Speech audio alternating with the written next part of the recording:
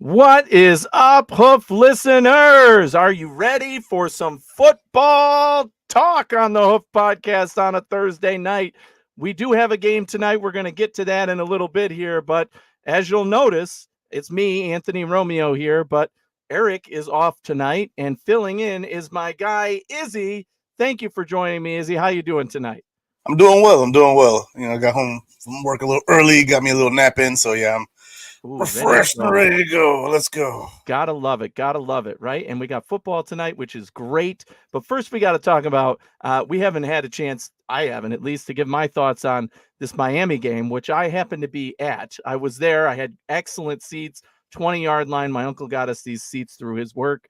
So thank you to those guys. Shout out to Michael and the crew who got us the tickets. 200 level, nice air conditioning on the inside and everything, right on the 20-yard line.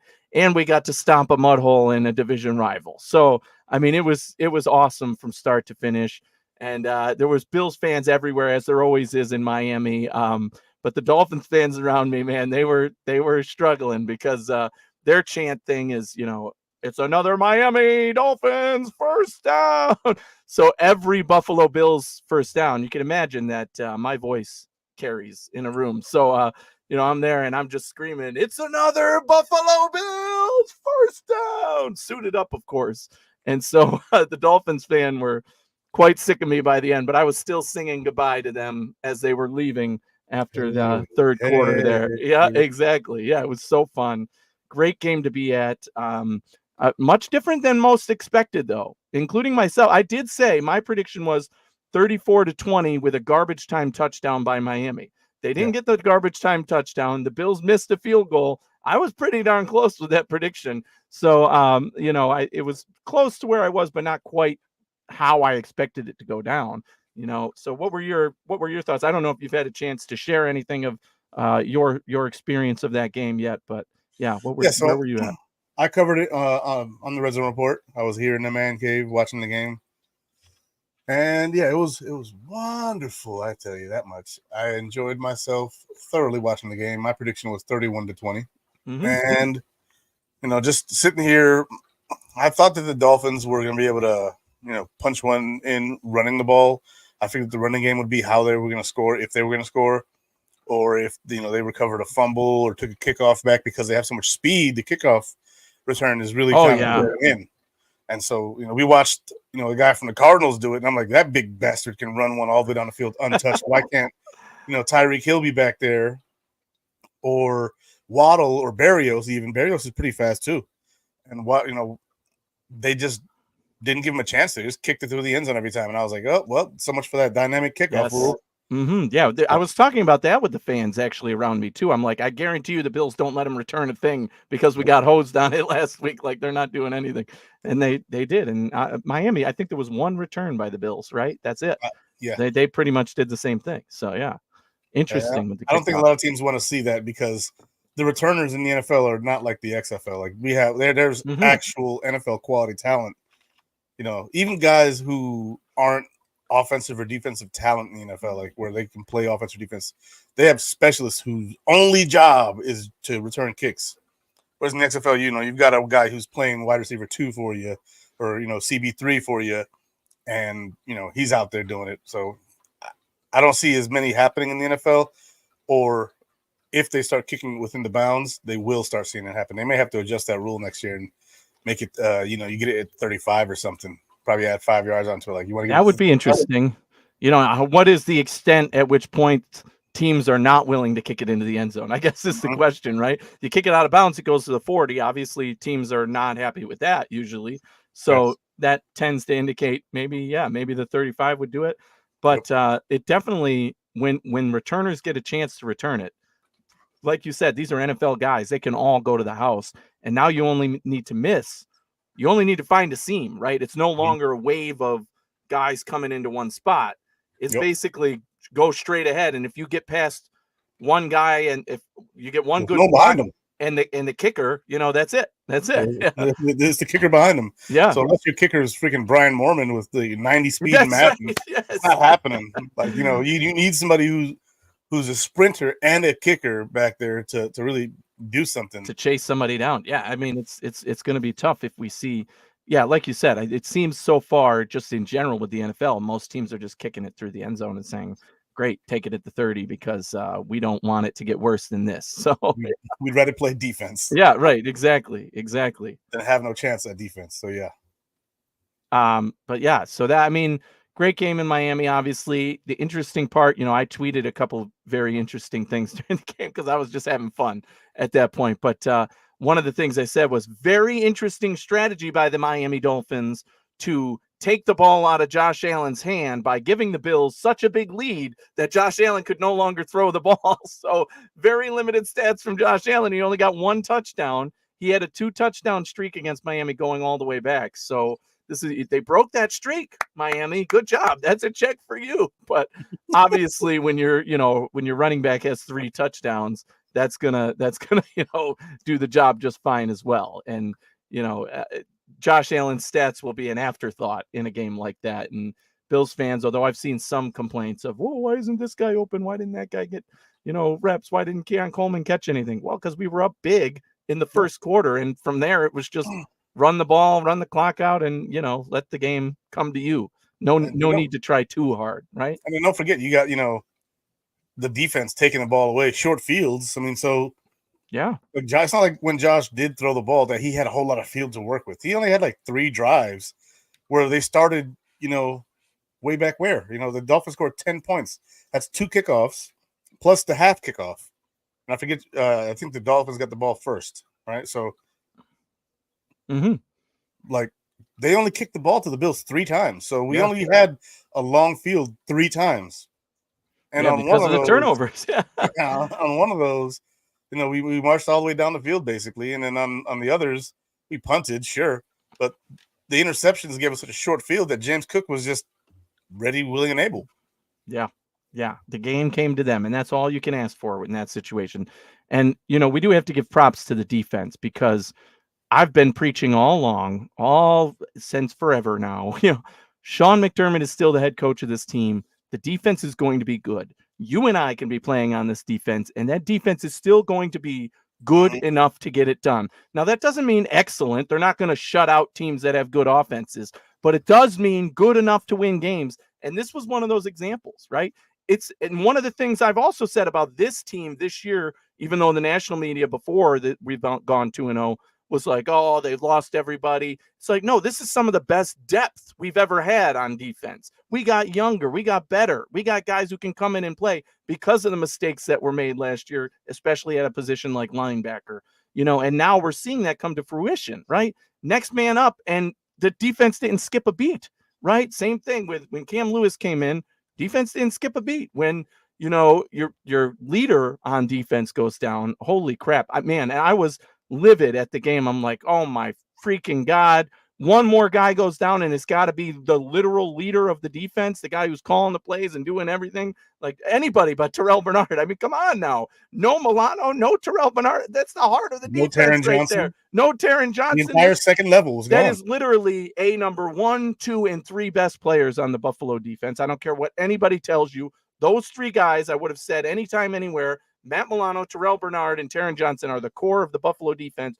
All 3 go down, and this team still gets it done on defense. And that is, you think about it, how good does that make your 4, 5, and 6? Yes, that's what I mean. Like because then you're talking like Greg Rousseau, who had an influence, right? You've got, I mean, you could put Von Miller, you could put Ed Oliver, right? Yeah. So, and we didn't even get to the cornerbacks who are freaking dominant, right? Like, everybody who was criticizing this defense is eating their words right now. And I had to do it with Eric alone on this show a few weeks ago. And I'm like, Eric, calm down. The defense will be good. I promise you, because Sean McDermott is still leading this team, and he can turn, crap into gold when it comes to defensive players. And Bobby Babich, like he's literally every unit he's coached for the Buffalo Bills have produced all pros. Yes. 2 all pros sometimes with Poyer and Hyde. Like so you can't expect to have a dominance always from a Bills defense that's down its 3 best players, right? I don't expect to shut teams out and get a pick 6 every game and all that good stuff. But we do expect a level of consistency no matter what when Sean McDermott is your head coach, and he needs to start getting respect around the league and around the NFL because he's one of the best coaches in the NFL, no matter what anybody says. And he's one of the best defensive coaches in NFL. So, I mean, it's just like nonsense what people bring up about him without putting it into context. I said this last year after we lost Milano. I thought, the world was going to fall apart after we lost Milano, and the defense held and actually won some games for us down the stretch because of McDermott's leadership. Same thing this year. Now it doesn't matter who's gone down. It'll catch up to you eventually in some big plays, right? We're going to see some of that catch up to you in big plays, but the fact that we're consistently holding it down gives us the hope we need that this team can go forward, So any other too, we lost him and Daquan Jones and Tre'Davious White. Yeah. And the Bills defense still top 10 unit. What, 7th, I think, or 8th, maybe? I mean, and that top 10 unit. Yeah, and that's still, this 2 games in, it's going to be better than that, right? I promise you, it's going to be better than that. And wait till these guys start coming back. It does look like there's some hope for Taron Johnson having not gone on IR yet. That's unbelievable, right? So I really, truly believe if he's not back for Baltimore, he definitely will be back after that against the Jets, which is a big game. And then you have the Terrell Bernard. He just got injured in the Miami game. They technically have till Monday to put him on IR for that game. So we won't really know yet. The estimate that we've heard is 4 games. So the minimum IR stint is 4 games. So we'll see if he's out for that time. And it's really, this is a tough stretch of 4 games to be without all of these players in, right? But again, my point from the beginning, and I think every show that you and I have been on together, I've had to yell at the screen and say, this Bills team is a legitimate good team and is going to be in Super Bowl contention, whether you like it or not. And, quell those worries from everybody, because it seems like everybody's been fanning the flames of, our safeties aren't good enough. We haven't seen anything from our safeties. We haven't needed to, right? They've been playing just well enough. Tackles and batted balls. That's it. Exactly. That's it. Right. So, I mean, 2 incident, unfortunately, but Yeah. Yes. But still, I mean, everything has been working the way it should. Good enough together with who's on the field at the time. And that's what needs to happen for any team to have success. Right. And the offense hasn't had to unleash anything truly of its power yet. I think there's still some golden, by the way. That's so key, though. Mm-hmm. That right there is just make that last little nugget that you just it's so important, because they haven't done anything on offense to where they haven't shown their hand at all. And the big thing, no one knows, that Miami game would have been when they were unloading it, right? You're going all out against the team that's your division rival, but because they didn't need to, it only makes it even better for what's to come in these next few tough games. And we might as well move on now, unless you have something else to say about the Miami game in particular, to this next game, which is for both games. Actually, the offensive line has been absolutely beautiful. Other than the penalties in week 1. Penalties, one penalty had in to week clean 2. it up. There was a lot of hate talk going around on the guards, especially on so Torrance. So I mean, it's like, well, what happened? Like, he had one game, maybe a couple bad calls, whatever. He obviously rebounded well in the second game. And again, we don't like penalties, but how about not a lot of penalties in this game either? Is another thing that we have to give credit where credit is due, because that was pretty amazing. So, good point on both games so far. And that brings us to this Jacksonville Jaguars game that we have to preview. Bills go from a Thursday night football game to a Monday night football game. Excellent time to get that extra rest. Hopefully this means we're going to be able to, get a few guys healthy, or at least the ones who were banged up, maybe not on the injury report. And we'll see, obviously Taron Johnson's already been ruled out and Terrell Bernard's already been ruled out for the game. And it looks like Dwayne Smoot's going to be coming back. So that's good. Right. So revenge game.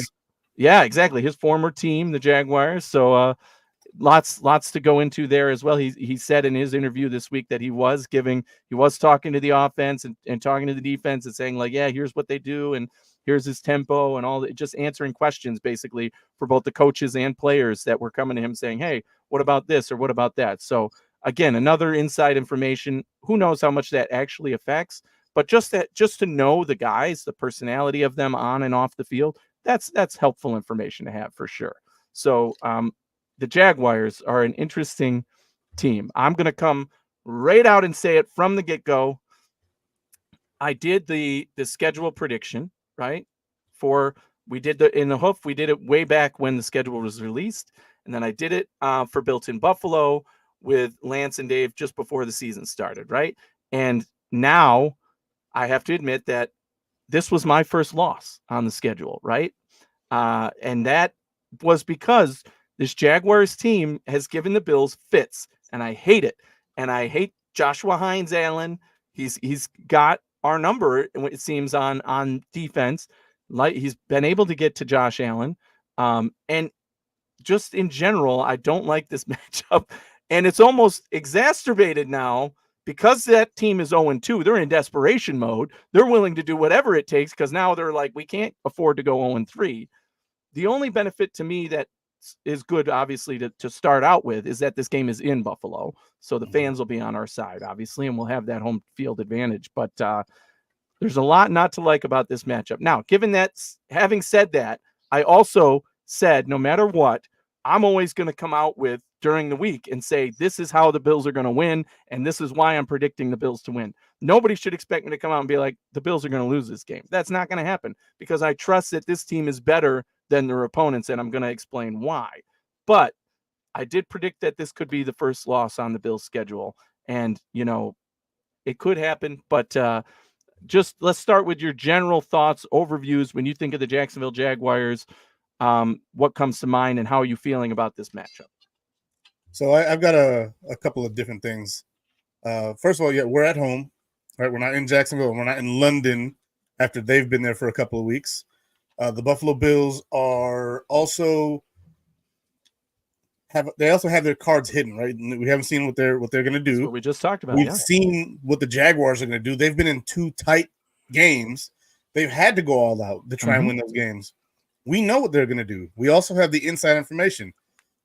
Gabe Davis and Mitch Morris can't really present much inside information. This is a new offense. We're not running Dorsey's scheme. We're running the Joe Brady scheme. Right. They don't know what the scheme is about. They don't know what it's going to be.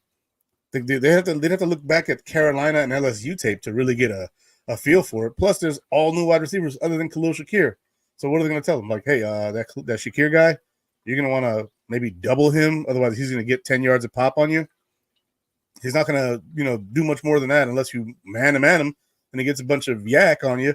But outside of that, yeah, he's gonna eat. And the other guys, I have no idea. Like they don't. There's no inside information on the Bills' offense. And the Bills' defense, we don't have any defenders who went over there. And to me, I am perfectly fine with the way that the Buffalo Bills are going into this game. I think that they have more advantages than just home field advantage. And I also think that the Jaguars have had to show their hand on offense and on defense. And they've had a hard time beating they haven't beaten bad offenses. They just lost the Browns. Yeah, Deshaun Watson went out there and stunk up the joint and still beat you. Like, we have Josh Allen. Like, it's a thing. They have Allen Hines, but this offensive line has been great. Go ahead and try and penetrate the offensive line if you want to. I don't think it's going to happen. Josh Allen's one of the least sacked quarterbacks in the NFL. He has yet to throw an interception. He's got 2 fumbles in the year. One of them was just a snap botch, but he was able to pick it up and continue to play. I don't see a lot of trouble with this game. I think it's kind of going to be a beatdown. I don't think this is going to be a very close game. Ooh, I like your confidence, man. I like those initial thoughts, and there's a lot that with the Dolphins. I said we would beat that ass. Yeah. I mean, again, my score prediction included a garbage time touchdown, and I said that the Bills were the better team. And this was one that, even with the season schedule prediction way back when, people were giving me slack on, oh, no, we're going to lose early in the season to Miami. Since when does Buffalo lose to Miami ever, basically, right? So I couldn't justify that one. But to me, the losses are going to come, and this is one of those games. The reason I predicted it there was because in this stretch, this was one of those games that I felt like if the Bills were 2-0, they might be looking ahead to the next one, right? Because Baltimore's staring you down the gun, and you got to get that team. Now, again, that's a team I'm low on, right? I predicted Baltimore to miss the playoffs this year, and they're 0-2 to start the season. People, again, that was my toughest take on our preseason preview. People were giving me a hard time for that, saying, oh, why is Baltimore going to miss playoffs? but that's the next week. And Sean McDermott really has this team focused right now, which I think is an advantage. This team has proven, like I said, with the defense, next man up, good to go. They are prepping for what is in front of them, one game at a time. And I think that gives them a huge advantage here. And like you said, the Jaguars have had to go down to the wire and show everything they can and get it done. And they lost both games. So, they didn't get over that hump. They made mistakes. And I got to tell you, Trevor Lawrence, a guy who was praised as the second coming of, the best quarterback ever created and coming out of college, and he was going to be God in the NFL, and, whoever got him was going to get lucky. And now look at him. He got a huge contract in the offseason, and he is less than mediocre to me right now. Less than mediocre. I would take an average give me Baker Mayfield over him right now. And anybody who knows me knows that that's saying something, because I've never been a big Baker Mayfield fan. But that is just his play right now is at that level. He's not elevating this team. He's not using his legs anymore. He's not really, showing that elite level play where it's, oh my God, look at that accuracy and look at that huge playability, right? It's just not there. Now you could chalk that up to, well, the offensive line isn't playing well, his receivers aren't getting separation. Well, that's not true, right? We've seen his players play well for him. You look at the offensive weapons. Let's start there, right? With the Jacksonville Jaguars offense, you look at this offense led by Trevor Lawrence, who I already gave you my thoughts on, but you've got Travis Etienne, right? The running back, another high pick that was praised by a lot of Bills fans who I never, ever wanted, and consistently said the Bills do not want this player. Nobody believed me. We didn't end up with him. Thank God. Christian Kirk, who 2 years ago was a legitimate star, but this year has like 2 catches on the season. And last year kind of disappeared and took a back seat because they had a better number one on their team, who's now gone, right, in Tennessee. Tennessee, yep. Yeah. Doing great things over there, isn't he? Exactly. Then you have Gabe Davis, who the Bills know very well, right? You're talking about a guy who's going to make maybe 1 big catch a game and drop 5 other ones. Like, I don't want that on my team. That's not helping you get over the hump. The one star that this was my favorite player in the draft, and everybody knows it if they listen, Brian Thomas Jr. was who I wanted the Bills to get. And through 2 games in Jacksonville, he's showing everything of why I wanted to get him. He can separate through the middle. He can speed down the field and get open. He can do every little thing. He can get separation in short yardage. I really think that he is going to be a star in this league moving forward. And that's why I wanted the Bills to get him. Unfortunately, he was gone before our pick, and I'm sure they couldn't trade up to get him, or maybe they didn't want to. Who knows? But Jacksonville did get a guy in Brian Thomas Jr. And even in this game, he's the player that I'd be most worried about on this offense. And I'll talk more about that in a second. But let's finish. Ingram, who has an injury, right? And after that, the tight end position really falls off for them. And then you have their offensive line, who has been playing inconsistently, right? So when we get to those offensive weapons, although Christian Kirk has the big game ability, and certainly Gabe Davis can get down the field and do something too, but like I said, they'll probably just let him drop it, right? Just go ahead and get open, Gabe, because we know you're going to drop it half the time anyway. Brian Thomas, right now, the Bills' weakness, and I was saying this all during the Miami game to the Miami fans, the 3 players who are out all come from the middle of the Bills' defense. So why aren't you throwing to the middle every single play? Like if you test them enough, you'd think that would break. If I'm the other coach, that's what I'm saying. Dude, 3 plays, throw it 3 times over the middle, and we got a chance of getting 10 yards, right? Or at least completing 1. But so I think Thomas is really the guy to put in that role. Again, if I'm game planning against the Bills on the Jaguars side, he's really the one guy that I would focus on and say, okay, defense, this is the guy that we have to worry about where he is at all times on the field, because we know our cornerbacks can shut down Christian Kirk. We know our cornerbacks can handle Gabe Davis, but it's that middle of the field part where, now you've got injuries. So Cam Lewis and, Dorian Williams out there and Balin Spector, not exactly. I mean, those were like practice squad players not too long ago. Now, like I said, they've all stepped up into their roles and have done a great job. But if you hammer that head of that nail enough times, it's going to go down, I think. So That's where I'm most worried. What do you think in terms of their offensive weapons and where? So 2 questions. Where are you at with Trevor Lawrence now? Do you think he's still the star power, can get it done when he needs to? And the offensive weapons of the Jaguars, who seem to have big game capability, but not consistently. It's an interesting place to be. So what are your thoughts on the Jags offense? So I think that the Jags offense is struggling, honestly. Aside from Brian Thomas Jr., who's got 141 yards, I got the stats in front of my face right now. Nice. Travis Etienne has only got 96 yards on the season, and Trevor Lawrence has got 382, which is more than Josh, but he's only got 1 touchdown. He's been sacked 7 times. Like it's, yeah. I don't. Their offensive line. Their line is trash. Yeah, their offensive line couldn't block like a high school team's defensive line right now. It's rough out there for these boys. Brian Thomas Jr., I expect to see a lot more potentially Cole Bishop out there on defense. Interesting. I'm expecting to see a lot of the dime package because you can't run or block, so you're going to get home with your front four. So why not play a little bit of small ball? Have an extra safety out there from time to time, which means you're going to pull probably Dorian Williams off the field a little bit. A lot of things that Dorian Williams can do, so can Cole Bishop, just in a smaller body.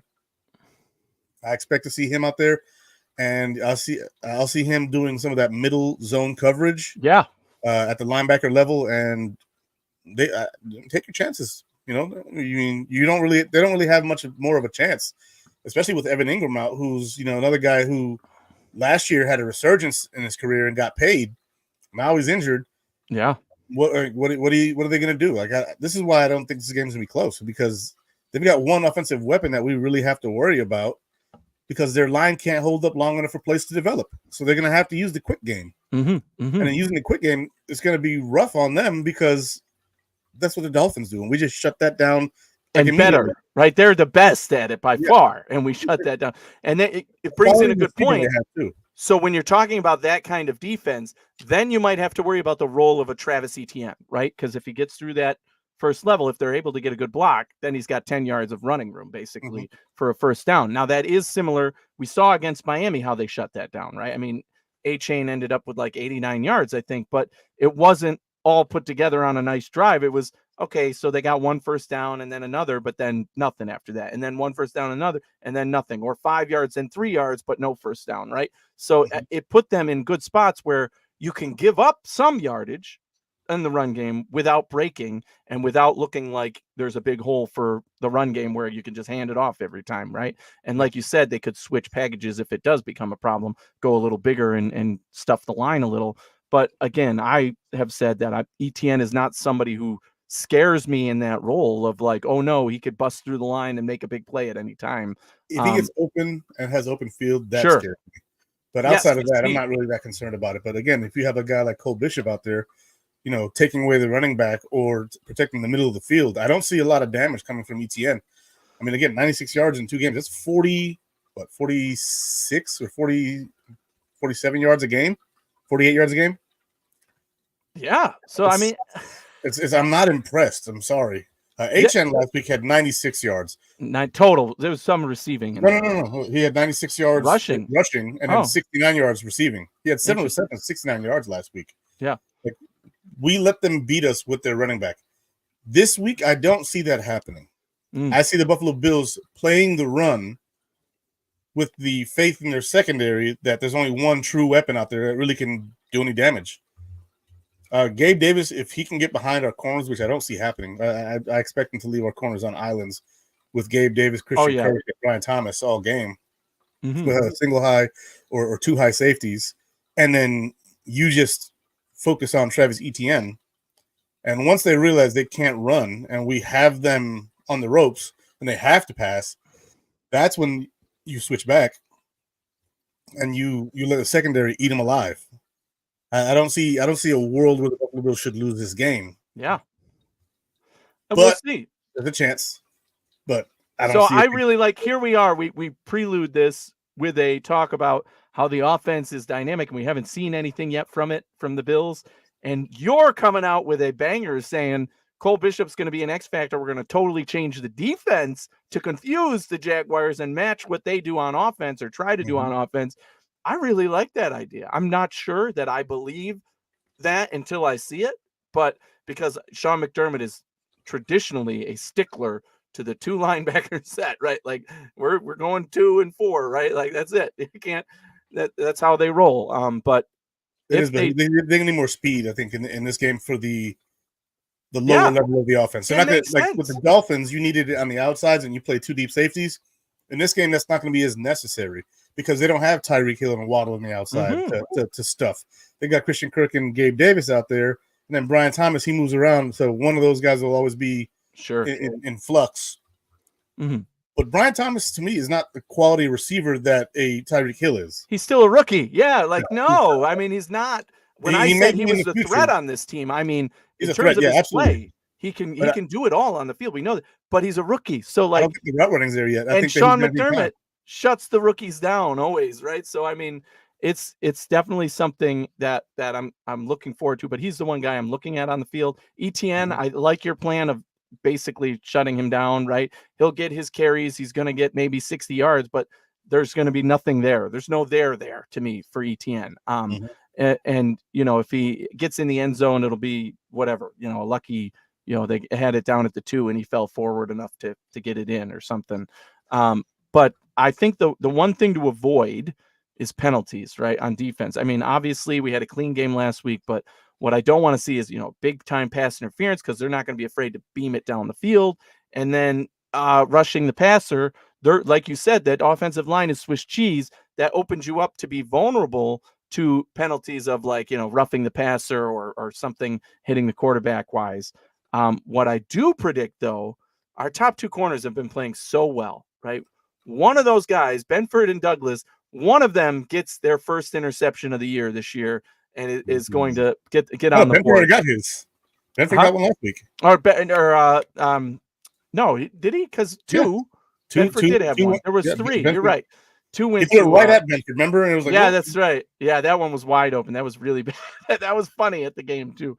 But yeah, I do think that there's going to be an interception in this game from one of those 2 because Trevor Lawrence is going to be forced to throw it up, and I think that that's where it puts our defense in an even better position. And if he's throwing it up, he's going to want it to be one of those 2 key guys. And again, it just puts the Bills in better position, I think, from that standpoint. So I do expect at least one interception from Trevor Lawrence and multiple sacks from our defense because of that pressure getting through on that Swiss cheese offensive line and our D line playing well. The big question is, will Von Miller come in and get a big time sack again? And I said, you know, in our group chat for Built in Buffalo last week, hey, one big play a game equals 17 sacks for Von Miller. Who would see that coming? But they are doing, again, something that Eric and I disagreed on coming into the season was how the Bills would utilize Von Miller. And I kept saying, only in special situations, only third down, limit his snaps. And you and I were on the same page with that. Yep. And like, don't, and Eric was like, no, you're paying him all this money. He should get the majority of snaps, but still not be this, but be the starter, but not the, you know, he'll get 60% of snaps or something. I'm like, no, opposite. Give him No. 35, let him do his thing on those 35% of plays and let him be the star that he is there. Maximize your return. Exactly. And Maximize your return, baby. That's been working very, very well for this defensive line. And I think that continues in this game because there's going to be a lot of situations. He actually might get more snaps in this game because they're going to be in downs where they have to throw and in situations, I think at least where they're going to have to throw. So again, that offense of the Jaguars is untrustworthy at best, I think is what we're saying, right? Yeah. So we'll turn the coin then to the other side and say this Jaguars defense, right? We already talked about Joshua Hines, Allen. Yes, he owns Josh Allen. There's no way to say it. I mean, he gets sacks against him all the time, and But he he's can't able to Google get his through. name. To But me, he you're can't talking. Google his name. That's right. He can't. He lost his name. I like that. You know, he honored his family by adding the Hines, and I appreciate that. I can, as somebody who's changed my last name, I can appreciate that. But again, yeah, he's no longer. He never was in this league the Josh Allen, right? So that's a tough place to be. He was always the other Josh Allen, but a legitimate star in his own right. One of the best defensive players in the NFL, in my mind. I would love to have the guy on my team. That's for damn sure. And then now you put a Trayvon Walker next to him, or well, on the other side of him, or whatever, in combination with him, and you've got a hell of a pass rush right there, right? Arguably one of the best tandems in the NFL for sure. And sir. if one of them gets through, they're going to give you fits. And so far, this defense has really kept Jacksonville in their first 2 games that were close because they've been able to make big plays and hold offenses in place. However, at least in my mind, I think this Bills offense is the key against this type of Jaguars attack, where the Bills are able to, number one, get the ball out quick, do these little passes. You've got guys like Samuel and Coleman that you could just dink and donk, and Shakir. You can get the ball out quick and they're going to catch it in contention, because that's what these guys do now. Our receivers can actually catch the ball and do contested catches. So I do think that's going to be a big thing, is getting that ball out quick. Same with James Cook, in the run game. He's going to be open in the pass game too at points, and be that safety valve for Josh Allen. Should the pressure be getting through, he can just dump it off, and you're going to see a big play on one of these screen passes, basically. And then you have the bigger playability, right, of going, if the offensive line is able to hold and we can get open down the field, maybe something happens there. And I'm not afraid to attack them down the field. But I think if I'm the Bills, my approach is going to be take it one play at a time, do little yardage, just chunk away at them, run the ball, little passes. These screen plays are going to be huge in this game, I think, because I fully expect Joshua Hines Allen, to be in Josh Allen's face, right? That is expected. But Josh Allen has the ability to roll out and run, right? So again, Jaguars through these first 2 games, bringing that pressure, getting through, Josh Allen can just run right up the middle and run right by guys and get 20 yards at a time. Yeah. There's some question about will he run less because of the hand. I certainly don't think so, because if the opportunity's there, we know Josh Allen, the player, he doesn't hold anything back. He doesn't care if he cuts his hand off. All right. He's going to take what's in front of him. He's not going to throw the ball away just because, the guys are bringing pressure. He may slide more. Exactly. He might be bad. He should protect himself. He should slide more. It's not going to be a game-winning situation, but I do think he's going to take what's in front of him. And that's going to be huge. So definitely really think that the Bills can be the Achilles heel of a defense that is this good, right? Because they're able to get the pass rush, even if they get home a few times, which, is to be expected. The offensive line, as you said, we're playing great, but I still expect them to get there. Likely, I think, because if you look at who they've played the Dolphins offensive line, terrible, garbage, right? And they played the Browns offensive line. I don't think their offensive line is much the problem as Deshaun Watson is holding the ball too long. Yes. They only have 5 sacks. Through those 2 games. Wow, yes. Yeah, when you put it in perspective, that's interesting. The Bills have 2 sacks this past game. 4 the week before, we have 6. Yeah. That's 3 a game. And their biggest sacker is Trevon Walker. Eric Armstead has 1. Joshua Allen Hines has 1, and Foyesade Oluokun has another. That's their whole thing, and he's the guy I'm worried about. Is Oluokun. I'm less worried about the defensive line. I'm worried about that linebacker. That dude is a monster. Yeah, he's all over the field. Yeah, he's the guy. Like when they got him, I wasn't that worried. I think he left the Giants to go there, and when he turned up, I was like, oh, okay, that guy is for real. He is fast. He reminds me of Deion Jones when he was in Atlanta. Or there was another guy in Jaguars before. Yeah. Tevin, who's the Tevin guy in Jacksonville before? Like 10 years ago, 5-10 years ago. Help us out with that one, because they're always good with that. But yeah, Tevin Coleman or something. Tevin, he was a linebacker. He was a beast, and then he just left. And so, we'll have to look it up. I'm really concerned about. The rest of them, I mean, they're not bad. Andre Cisco is a solid safety, but a lot of these guys I've never heard of, like Daniel Thomas. I don't know who that is. He's a safety. Ventrell Miller. Don't know who that is. Yasir Abdullah. I think he's a rookie. Like I'm just not that concerned with their defense, other than the edge rushers, which they do have 3 solid edge rushers, and the linebacker. And you do see an interesting name on here, Ronald Darby on there. He's on the team? Yeah, I think so, yeah. Wow. He's on their depth chart here. So yeah. That's interesting. I did not know that either until I just looked that up here now. That but dude's Andre at that corner. Andre Sisco, former Syracuse alum, got to give him credit. He's made a few big plays in the NFL. He looks like a legit safety there. Somebody who, he can make plays, but I'm not afraid of him on the field necessarily. But with some of the holes that we've talked about, he's a big boy too. Yeah. 6'10". He's a big boy.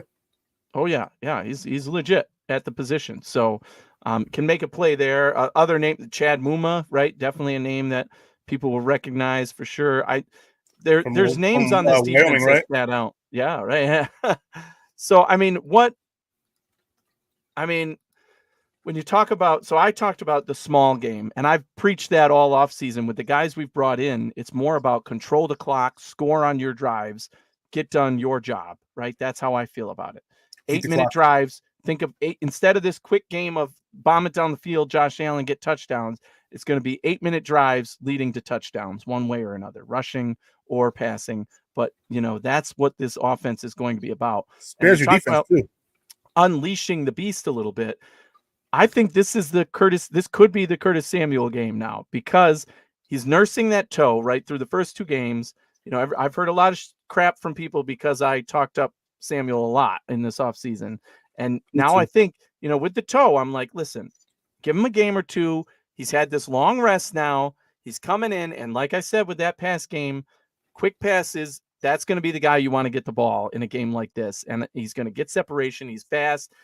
He can be that safety valve for Josh Allen in this, if he's, in need. And obviously I already talked about James Cook's role there too. But I just think that this could be the game for him.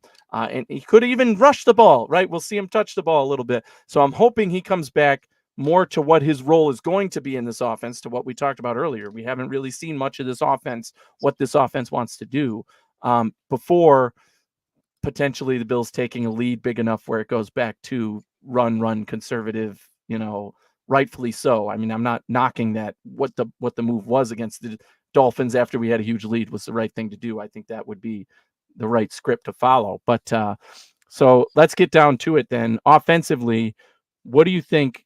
Are you on the same page as me in terms of run the clock, score touchdowns? That's what this offense is probably going to be when it executes the way it wants to. Yeah, because they're going to want to keep the defense fresh too. Mm-hmm.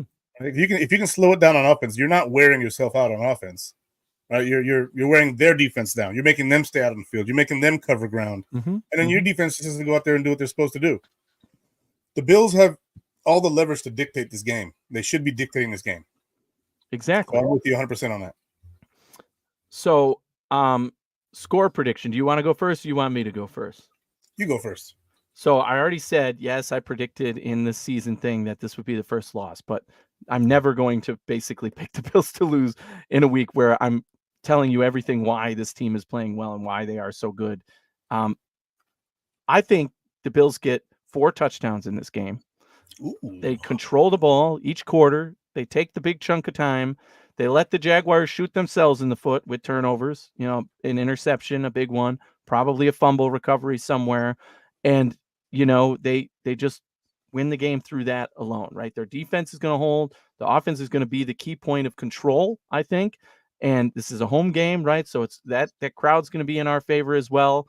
And I think that is a factor, right? And teams talk about that. Defenses have said Buffalo is one of the toughest places to play when you're going against that crowd, because we are loud and we know what we're doing out there, and the train horn and all that, right? So, yeah, I mean, it's going to all come together for me. I think the Bills win it probably by a score of 28-16. So I think that, and this also factors in, you're taking your kicker, Tyler Bass, who's been heavily scrutinized for missing one non-important kick in my mind. I think he gets his 4 extra points. We don't kick a field goal. We don't have to. Bills win 28-16. So I have I have a similar score. I have the Bills 35-14. I think that the Jags will get 2 touchdowns. I think they'll squeak one out in garbage time. I'm doing a U. And so, like last week, you thought they would get one in garbage time. Yeah. I think that the Jags are actually capable of getting one in garbage time. I think that one of those receivers is going to get deep on us once, and then we'll bottle that up. It'll either be Gabe or Thomas Jr. It'll be a hard catch for Gabe, because he doesn't catch the easy ones. So it'll be like back of the end zone, toe tap, and drop it in the bucket if Trevor can. But I think the defense is going to score a touchdown. I think Von Miller. Another one. I think Von Miller or Russo's going to get in there, force a fumble, and we're going to see someone like Cam Lewis or Cole Bishop or Dorian Williams scoop and score. I think the Bills defense is prepared to score this year. Like we've done it against the Dolphins. Did we do it against the Cardinals? Defense? No, we didn't. We did not. No, 4 touchdowns from Josh Allen. Yep, there we go. Yeah, so I don't see a huge threat here. I mean, you also don't want to take your opponents lightly, but I don't play the game, so I'm going to say whatever I want to say. I can overlook them all I want. I don't sit in that locker room, but I know the Bills are planning something. And I'm beginning to trust these coordinators very, very much so. Like, yes, Joe Brady is coordinating his ass off on offense. And I know people always tell me, like, I know McDermott's in there, like, just dipping on offense. I highly doubt it. That's not his bag. No. He might be telling them, hey, slow it down, eat the clock. Right. His head coaching duties. Yeah, it's probably the extent of it. But he's not out there like, hey, man, deep past the freaking. Yeah, no, he's not doing it. No. Whoever, freaking. I want to get Mac Hollins out there on a 70-yarder. Let's go for it. Like, no, he decides whether we go for it on 4th down or not. He's going to decide, the tempo of the game. But he's not going to be sitting there telling them, hey, screen. No, he's not dipping his hands in like that. And the defense side of the ball, I'm sure he probably is dipping his hand in a little bit more. But Babich is given control. And the first week was a little shaky, but now we saw why, because the Cardinals went out there and whooped the Rams' ass. Mm-hmm. Like they demolished the Rams. Like, say what you want. The Cardinals are a damn good team, and that's what I tried to say in week 1 too. And people were like, "No." Well, the Rams didn't have Puka, and they didn't have Cup, and it's like those guys don't play defense. Mm-hmm. Mm-hmm. Kyler Murray carved them up, like he made them look horrible. And so, you say what you want about it, but I think the Bills are well equipped for this game. Exactly, right? And the only thing, you can't let this be the trap game. Like I said, Baltimore's next, and the Jets, we got a lot of tough games coming up. You cannot let this be the trap game at home. You've got to be ready. And again, Sean McDermott has shown us everything so far that these guys are ready to play, and it's true next man up. I don't know if you heard Balin Spector's small interview with the press this week, but that was one of the most impressive to me because he didn't skip a beat, man. He didn't say like, "Oh, I'm so happy I got this opportunity," whatever. He's like, his literal answer was, every rep we take out there, we assume we're the starter. And then it comes game day and we're not, and that's okay. But we assume everything we do on that practice field is for being the starter. So he didn't say like, "Oh yeah, I'm in this role and now I'm happy we're going to get this chance." He's like, "No, this is what I've been preparing for the last 2 years for this team," right? Like, yeah, this is the role I wanted, right? So I love that preparation, that thought process. That's where you want to be. It just gave me that gut feeling of like, hell yeah, Spector, get out there and do it. And so Douglas confirmed that too. He said, look, every rep, whether it's a 13 rep or if it's a first rep, he said every single rep that you get is looked at as a starting rep. You go out there and you do your job as if you were starting and as if you're playing starters, because the fact is, if you do your job, bad things shouldn't happen to you. That's right. Because they were all asked about the injuries. Oh, the injuries. Oh, how is it next man up? How are you guys doing this? And they all just look at the press like they're crazy. Like, what are you talking about? This is my job. I am the starter. Yeah. The accent's got to be wild. He's from right down the road here, right down 95. Is he? Oh, I didn't know that. Yeah. I'm about an hour and a half or so from Clemson. So, yeah. Interesting. Yeah. So, I mean, they all are trained obviously to say the right things and whatever. Also, just on the press conference note, Von Miller, man, the guy is unfiltered. It's just fun to watch. He was like that in Denver too. I was in Denver for a while, so I got to see him then too. The media asks him, and he'll tell a story. Man, he's not just answering truthfully; he'll tell the whole story. Uncle and Von. He's talking about like all the old players. I mean, he's great for that, but. Press-wise, they must absolutely love him because they know they're getting everything out of him and more. But yeah, there was some. there was some bangers of press conferences already this week, and I'm like, this is everything. They are on the same page. You can sense it. You could talk about the tensions and everything that happened last year and all the nonsense, but this team really feels like they're truly prepared and on the same page week to week, which is amazing. And even when they're in individual interviews, when they're out on the field, it's happening, right? So to see it come together like that is amazing. So we got to get to our picks. We're 50 minutes in here already. We got to make our picks for the week. And the first one is actually kicked off already as we're live here. It happens to be a divisional game on a Thursday night. It is the New England Patriots. They are the New Jersey Jets at the Jets, and the Jets' first possession, they just kicked it back to New England. So New England's going to take possession now. Yeah. So there you have it. Jets don't score; they get the ball first. It was 3rd and 19. Yeah, they had a penalty. It looked like, so I just have it pulled up as we're talking. But this line here, because the game's already started, it's probably not up at the top anymore, but it started at +6. So the Patriots were getting 6. Now this, that's next. That's not the right one. Yep. Okay. Yeah. So up here, it's not even up there anymore. You can't even pick it. Oh, because game has already started. But I know the line was +6 for this one. So I did pick in my weekly picks. I took New England with the points, but the Jets to win. I think this is another game where the Jets, who suck, by the way. Oh, if only somebody said the Jets suck. Me, again, all offseason, screaming into this microphone, telling everybody the Jets freaking suck. They still suck. They do, okay? The whole team. They've got 2 good players, and they don't utilize them well, and that defense is overrated. Anyway, I'm off my pillar for that until Jets week. But the Jets, they're playing New England Patriots. They're an inferior team by far. The Jets are better than the Patriots. Most teams are. But the Patriots have shown some fight, man. They've shown some fight. Defense is nasty with the Patriots. And this Jets team has not put away teams when they could. The Titans had to give them every opportunity and basically hand them a win on a silver platter for them to take it away. And in my mind, the Jets, so that's why I have the Jets winning the game, but probably by only 3 points. So I'm taking New England with the points. So I felt the same way, but after seeing that first drive and the New England defense just dominate that way, I got the Patriots winning this game. If you asked me before the game, I had the Jets winning 17-14. Ooh. That prediction has now shifted. I got the Patriots winning this game. Let's go, baby. I hope you're right. Yeah, like 20-17. I think that the Jets will still score something. It may be on defense, but yeah, that's looking rough already. Aaron Rodgers is already getting sacked. By multiple people.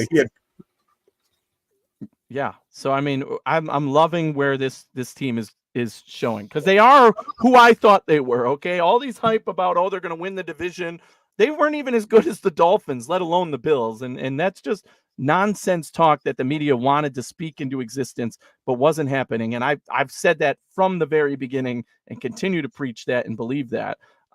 But again, one game, we'll see how it works out tonight. Definitely going to tune in after this and keep a close eye on that one for obvious reasons. It's a divisional game. It has true implications for the Bills. And yes, we're ultimately rooting for the Patriots because, beat the Jets. Why not? Do us a favor. I'm not rooting for them, but yeah, I mean, not for me. Rooting is a general term there. I just think, if they can show who the Jets really are again, people will get off that hype train and realize that the Jets are a dumpster fire, which is exactly what I said all off season.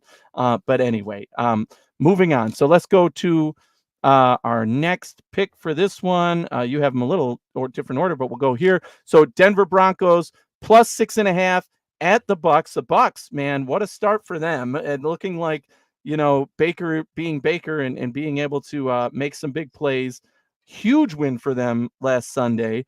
They're coming in with a lot of momentum, and they're playing a team in the Broncos that hasn't quite found their wheels yet. They got the rookie quarterback. It's going to take them a while to adjust.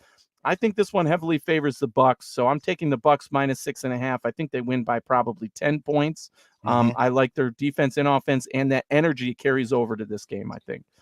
Yeah, so I'm not much for betting, but yeah, I would definitely take the spread for the Bucks. I think that they're going to beat them probably by at least 2 touchdowns. But when betting, you play it close, I guess. So that's yeah. I take the spread there Yeah. and take the Bucks easily. That game's probably going to be like 31-10 or something like that. 31-9. It's not going to be close. Yes, one of my favorite bets of the week, which I'll post my pick six after this as well. But that is, yeah, I mean, it just seems like a little bit lopsided for me. So I like the Bucks there. Let's move on. We'll get through these quickly since we're running high on time here, and I don't want to keep you while the game is on. And appreciate you again for filling in for Eric while he's out. The next game we have is the Giants and Cleveland. Another 1:00 game here. The Giants, my God, what a terrible start for them. 0-2. Looking like the absolute garbage team that everybody thought they were. Cleveland Browns managed to pull off a win last week. This line kind of scares me at 6.5. I'm not going to lie. The Giants stayed in the game all the way with Washington. Again, not another team that's very good. I think Cleveland's a better team.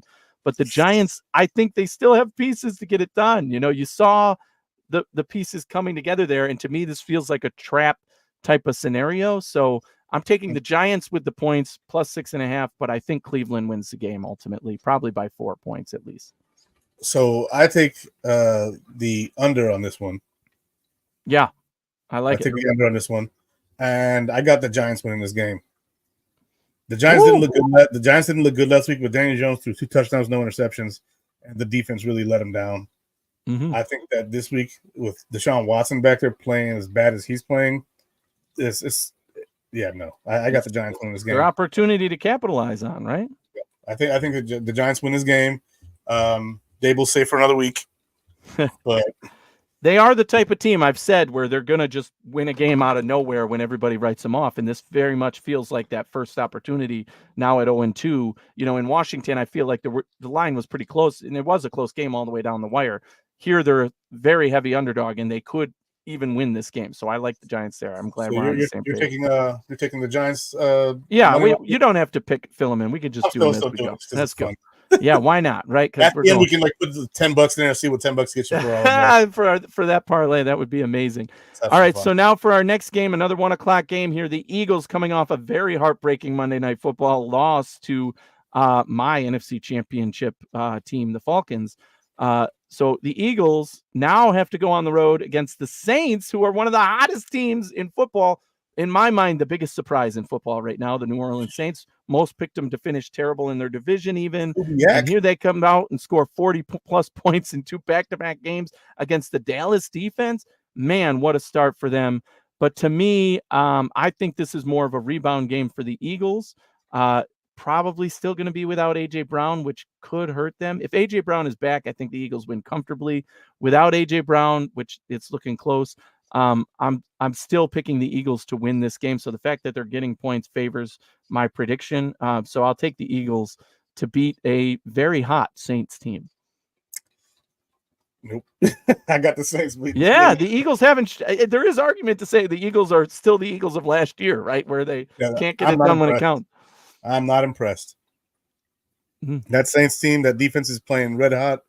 They held the Cowboys to 19 points. Like it was a rough game to watch if you're a Cowboys fan. I'm a Bills fan, so I thoroughly enjoyed watching that mollywopping. We hate the Cowboys. Dude, I have 3 screens in here, 4 if you include this laptop, and I have another laptop, so I can literally have 5 games on at once. Not necessary. If the Cowboys are losing, I'm watching that game, unless the Bills are playing at the same time. But yeah, it was an interesting I got the Saints putting a beating on them like 30-10. Woo! Wow. Wow, that's a bold prediction. Saquon will have like 118 yards and a touchdown, and then they'll kick a field goal. I'm not impressed with Jalen Hurts passing the ball this year at all. Not at all. And he hasn't really been running like that either. So no. They've had a hard time. That offensive line without Kelsey is not as good as it was. Saints with the momentum and the home field. So man, that's a bold pick. I like it. But it's good that we're disagreeing on some of these. So there you go. How about the next 1:00 game? We'll put the over on that because I think there'll be more. That's more than 49.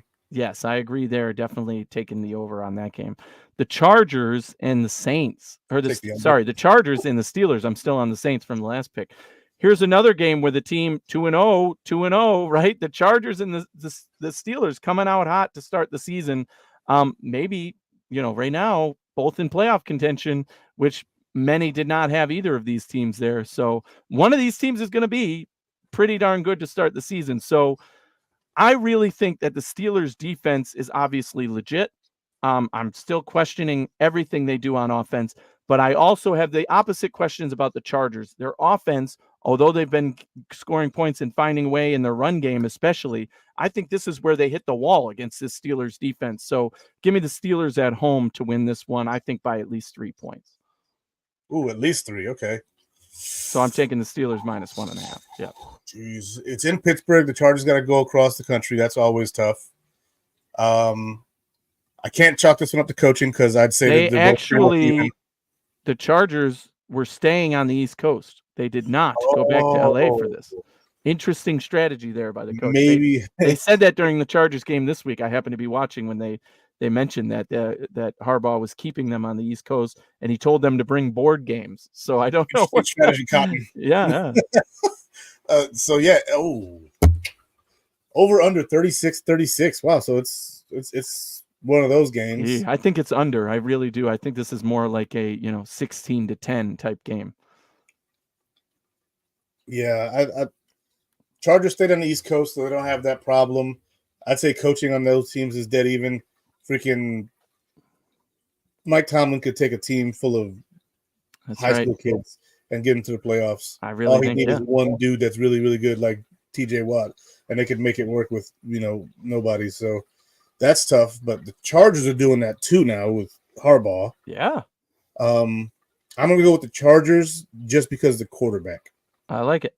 Okay, so we disagree on that one, and I think that's one of the games to watch this weekend. As boring as the score says, I'm saying the score is going to be boring, but I really like to watch that game because I do think it's going to be competitive and close, and one of these teams is going to be really happy to start the season. That's for sure. So, absolutely, and the other's still going to be in good position actually. So, moving on to the next 1:00 game, we've got the Houston Texans, who have started out hot for sure, playing in Minnesota against the Minnesota Vikings, who are red hot as well, upsetting teams left and right. Bill's second-round pick moving down with every win here. So who do you got in this one? What do you like here? I got the Vikings in this one. Ooh, bold pick. I like it. So the Texans have fared well, but their competition to me hasn't really said anything for me. Okay. Like I'm just not really impressed by the competition. If I go to Houston's little page here, Texans, they've beaten the Colts and the Bears, right? Yeah. Neither one of those QBs has really done anything on either of those teams, and they edged out a 2-point win against the Colts and a 6-point win against the Bears. 2 ugly games. They were both boring ass games to watch. Pardon my French if I'm allowed to say ass, but that was. You're good. I'm not impressed with the Texans as of right now. Diggs had a good game week 1, and he had to, because if he didn't have both those touchdowns, they lose to the Colts. I got the Vikings winning this game. They're playing sound, solid, smart defense. They are. And Sam Darnold's playing good ball. Like, what the hell is going on here? Yeah, like, right. If I look at the Vikings, man, the Vikings are playing excellent ball, and to me that their competition has been a little more difficult. I'm gonna go ahead and pull their page up real quick just to verify that. Oh, Never mind. Definitely. They played the Giants, but then they beat the Niners by a full 6 points. They have the Niners number, right? That is one team that they seem to beat. Yeah, so the Niners is the best opponent for any of those 4 teams that these 2 teams have played, and they handled the Niners. It wasn't close. And so if they can do it to Brock Purdy and Deebo Samuel and Brandon Ayuk and George Kittle. I haven't seen the latest update on Justin Jefferson's injury status. Have you of anything there? Was there any? He says I'm for sure playing Sunday. Okay, so that's that, right? That's all you need to know. He's going to be on the field. But I'm picking the Texans to win this game. I do think it's a close game, closer than people think with the Minnesota Vikings. But I'm taking the Texans. I think that their offense is good enough. Forget the other guy. I like Nico Collins, right? Nico Collins has been proven in this team for years that he's the number 1 guy, and he's getting it done there still this year, leading in yardage and catches and all that. So I look at him to get it done again against this Vikings team. Yeah. Maybe suspect at corner, right? So that's why I think that's the place to get him. But give me a high-scoring affair here. I'll take the over as well, but I'm taking the Texans -2. I think they win by a field goal in a high Okay. scoring match. But we disagree, so let's take the over. We're both on that, right? Yeah, no, absolutely. I got it. I got the Vikings winning this game, like 34-30. There you go. Yeah, that's. I think it's gonna be. I like it. A close game, and a last-second touchdown wins it, or a last-second field goal salts it away, and then the Texans have to try and drive downfield, and they don't get it. Love it. Ooh, that would be even C.J. Stroud not getting it done with the game-winning opportunity. Ooh, boy, that would light some fire. Oh, it sure would, especially for us because we see them soon. Yes. All right. So next one is the Packers and the Titans. Packers with Jordan Love apparently practicing this week, but not expected to play as far as I know. Malik Willis revenge. Malik Willis returning to Tennessee to play the Titans. However, in a game like this, the advantage has to be, in my mind, to the Titans defense playing the quarterback that they know exactly what his weaknesses are and what he's going to be like. The Packers pull off a game last week that most, again, thought that with Willis out there, they weren't going to be able to get done. But I still think the Titans playing at home, they should have beat the Jets as long as their quarterback can get his shit together and not just hand the ball to the other team. Hey, anybody want this ball here? Take it, because that's what he's done 2 games in a row to cause them to lose, which is completely unacceptable. And I'm no Will Levis hater, but I don't care if it was Josh Allen. I would be saying the same thing. That is unacceptable for a quarterback. And his coach caught a lot of criticism for coming out and saying just that. But I mean, you could say it on the field. He took the headset off. He ran out there and was like, "What the F are you doing? Like, what? You just did this last week, and we had to learn from it, giving the ball up in the red zone." So, yeah, definitely big mistake there. But I think this week they get it done. They beat the Packers, and they're going to know their quarterback's weakness more than the advantage for him. So, what is the definition of insanity? Predicting the same thing over and over again, right? No. Will Levis doing the same thing over and over again and expecting a different result. Will Levis, stop doing that shit. It's not conducive to victory. And they should have won both those games. Yeah, tough. And Will Levis. So I'm going to say the Titans win this game because Will Levis finally learns his lesson and stops throwing Hellman's mayonnaise balls at people, because that was ugly twice. I'm so upset with Will Levis and that production that he put forth. But hey, you know what? Sometimes you have to suck for a little while before you learn. I don't think Will Levis sucks. I think that Will Levis is somebody who has to grow and mature, and maturity comes with age. Fix it, Will. But I got the Titans winning this game. I think it's going to be a pretty low scoring affair. I take the under on this one. Agreed. I'd take the under as well. So let's definitely. We're pounding this game. We're both taking Tennessee. We're both taking the under, huh? Yeah. Okay. So now we move on to another 1:00 game. The Chicago Bears at the Colts. Hello. Somebody's getting a win here. But I think this is a game, again, the Bears have been waiting to see something from their star quarterback, Caleb Williams. But I actually don't think this is the game they get it done. The Colts already have shown with their weapons a little more experience, a little more staying in games. They've been right there with their opponents. I think the Colts win this game, even though, they're favored at home by 2 points. I think they win by a touchdown. So give me the Colts -1.5 against the Bears. Okay. Colts. I agree. I'm not impressed by what I see with Caleb Williams. He's mobile. I'm impressed by his ability to avoid tackles, but the reading the defenses and getting the ball downfield to his open receivers, because they are open receivers. DJ Moore's been open a bunch. Freaking Odunze's been open a bunch. Yeah. And that interception he threw this past weekend, the second one, real bad. Rome Odunze was wide open for the first down, and you pushed it downfield. You didn't have to. You could hit Odunze, he would have gone out of bounds. Clock stops there, and you keep rolling down the field. But it was a very immature play by him too. Granted, that's expected. At the same time, you're expected to be the savior of the Bears at quarterback, and everybody jokes that Chicago's where quarterbacks go to die. You're killing the Bears at this point. Yes.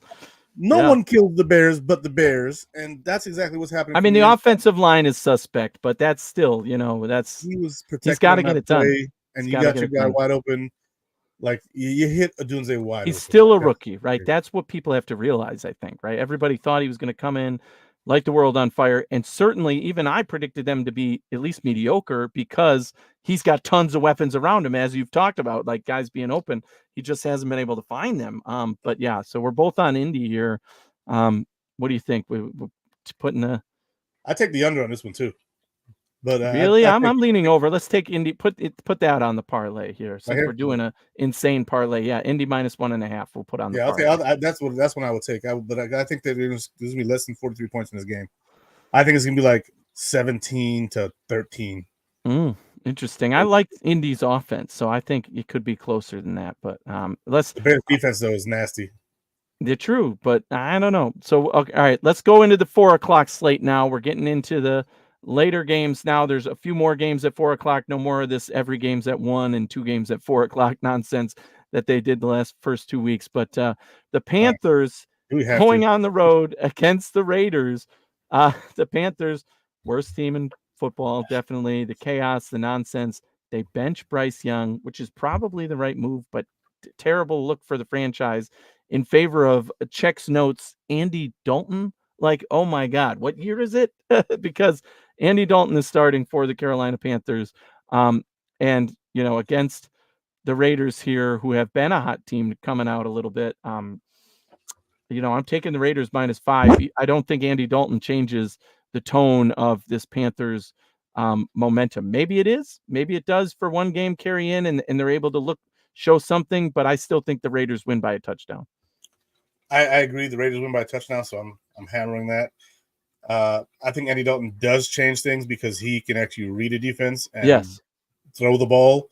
And the big knock on Bryce Young is he's not reading the defense and he's not throwing the ball. He's taking the sack, and then when he does throw the ball, he's throwing it willy-nilly and causing interceptions. And so I think Andy Dalton will have fewer interceptions and fewer mistakes.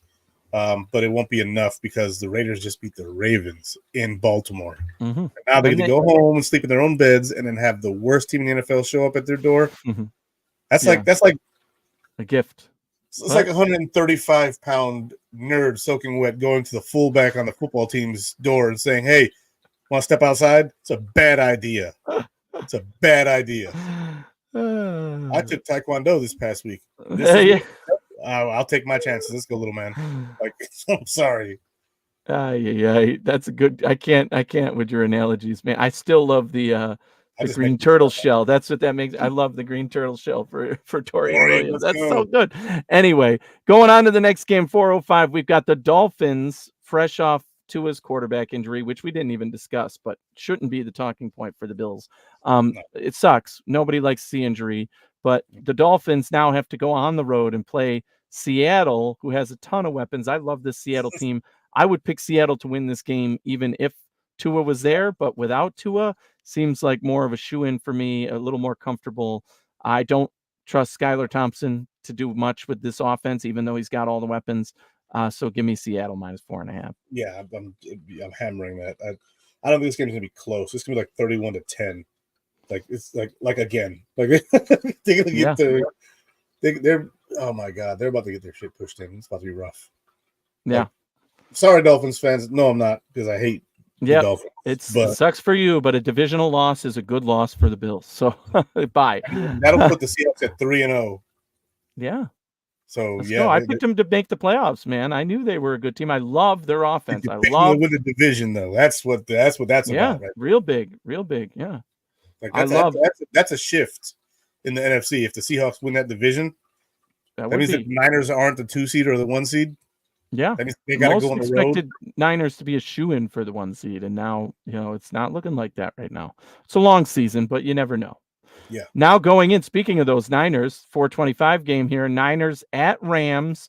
Rams got absolutely stomped last week, and pissed. And the Niners are coming in angry after losing a game, as you said, that came down to the wire. A tough Minnesota team that just owns them for some reason. So I really think that this is the game where the 49ers say, and, the Rams, they put up a good fight. I think the Rams score points. I like the over in this one, but I think San Francisco gets it done by more than a touchdown.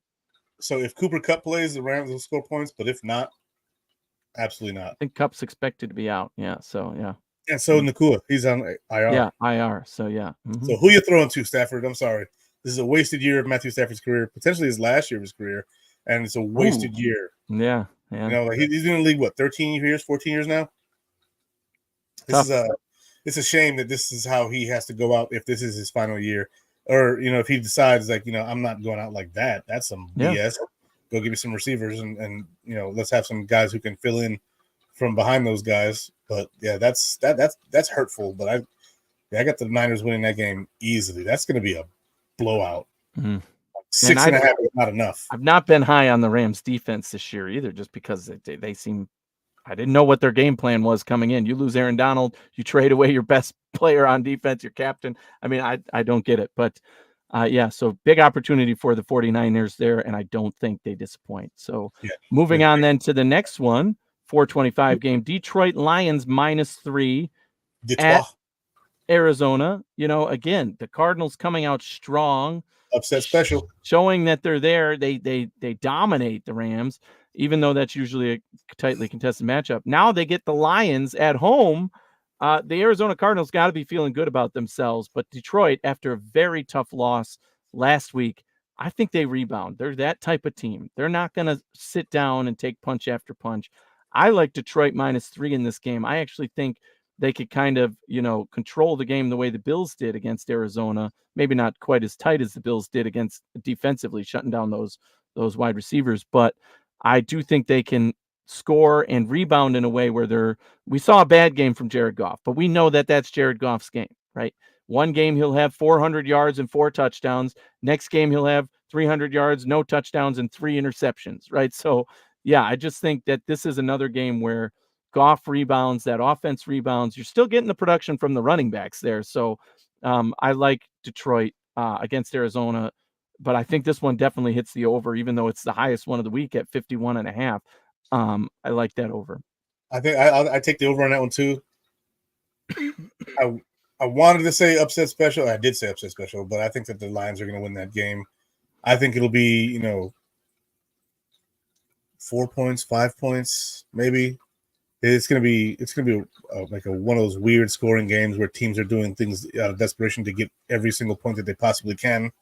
It's probably gonna be like a 35-32 type game. I like it. I think it's gonna be a shootout for Kyler, but a heavy dose of the run game for the Lions, because the Cardinals' defensive line is garbage. They only were really good this past week because no Puka Nacua and no Cooper Kupp, so they were able to get to Stafford. But not this week. You got Amon-Ra St. Brown out there. You've got Jameson Williams having a breakout season so far. Sam Laporta, outstanding.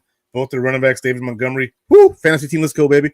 And then Gibbs, Gibbs, like they're set up on offense to take it to that power defense. But I think that Kyler Murray finally found his footing last week. We'll see, because it could be a beatdown. Awesome matchup to watch. That's going to be a high scoring. At least it should be on paper. So that should be a fun game to watch. Speaking of fun games, the very next one.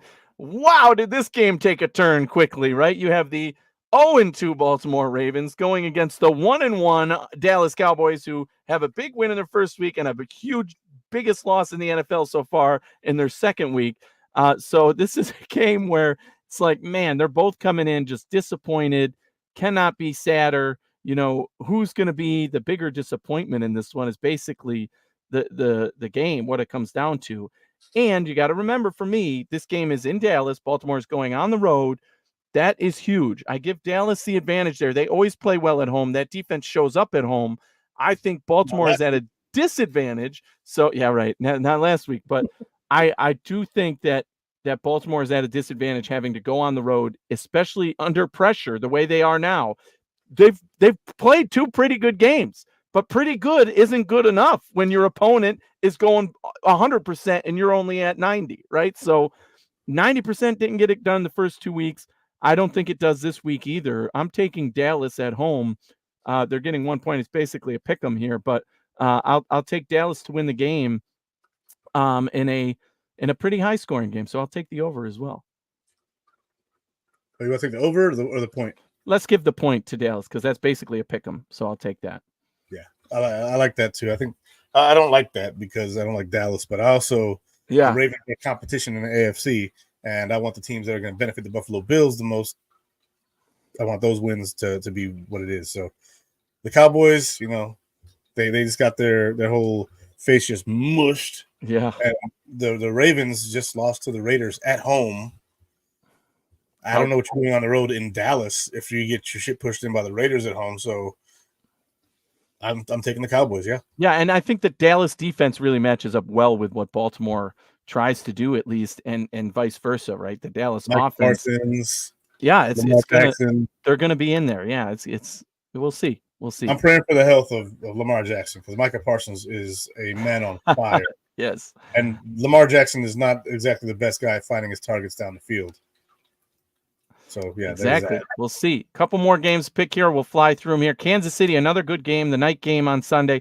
Kansas City at Atlanta. Kansas City, the favorite, -3, even though Atlanta's the team with the big win. Now they're playing at home. I like Atlanta in this game. Now I've been on the. It's tough for me to pick against the Chiefs because I want the Chiefs to coast through this season as the favorites and get all their hype going into the postseason and lose their first game of the postseason. However, this matchup, I think, is just too much for them. Yes, the Kansas City defense is legit, but their offense has been, and now they're dealing with a backup running back situation now. They're going on the road. Atlanta knows what this team means. They're coming off a big win, but they had to use every effort of energy to do so. I think Atlanta's building in the right direction, and this is another step in that direction. So I like Atlanta at home +3. I like Atlanta in this game. Key to this game is their safeties. Justin Simmons and Jesse Bates are going to be keys to this game, containing the Chiefs' offense to the lower part of the field.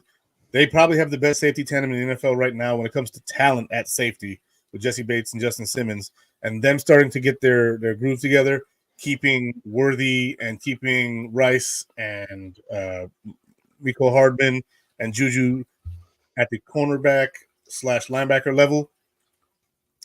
I think you keep that zone of operation for the Chiefs small, and then the pass rush has been pretty good for them.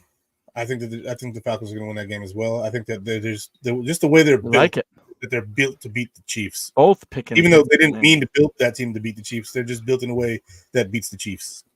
And then we've got, we already picked this game, the Bills -5. I think that's, again, it's going to show up in one of my best bets because -5 at home, the -5. We got to take the -5 because we could end up shutting them down and not getting that over. So Washington Commanders at Bengals, the other Monday night game here.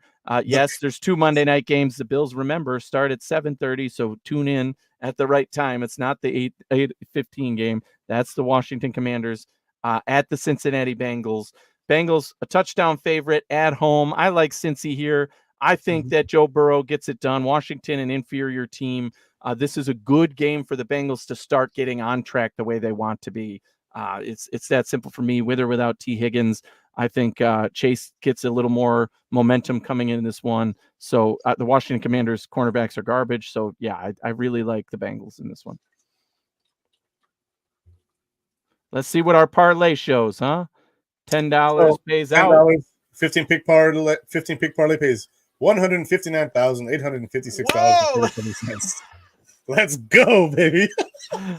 All right, so we're taking that one to the bank, aren't we? 5 of these things. If you would, to the viewers, don't do that. Yeah, that's not a $10. So go ahead and do it. Listen to my pick 6, and you'll know the 6 best bets of the week that I like, at least, and we'll build it from there. But this is always fun to see with all of our picks on one thing how much it would be, and we've got to follow it now, right? You've got to save these picks and be like, okay, how do we do next week? I'll be looking forward to that, and I'll bring it up on the show next week. So make sure you save this one. But Izzy, I got to thank you for tuning in with me tonight, filling in for Eric while he's traveling for work. Always a good time when I can have you on.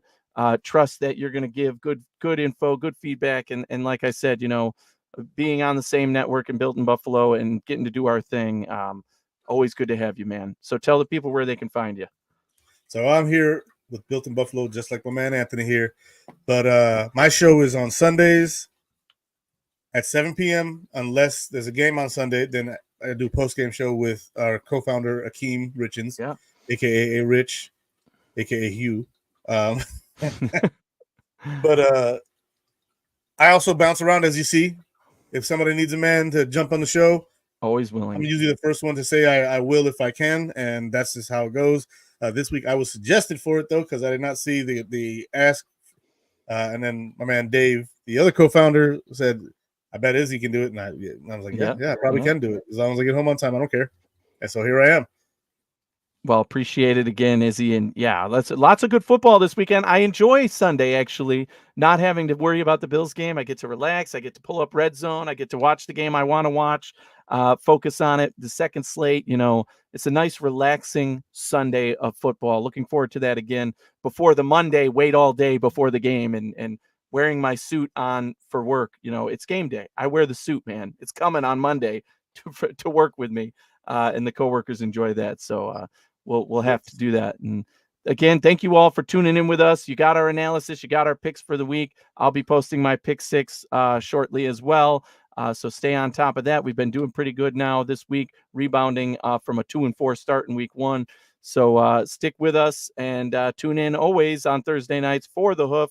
Eric and I will be back next week doing the same breakdown and analysis as always. Izzy, again, thank you for joining me. And as always, go Bills. Go Bills. Let's go, baby. Hoof.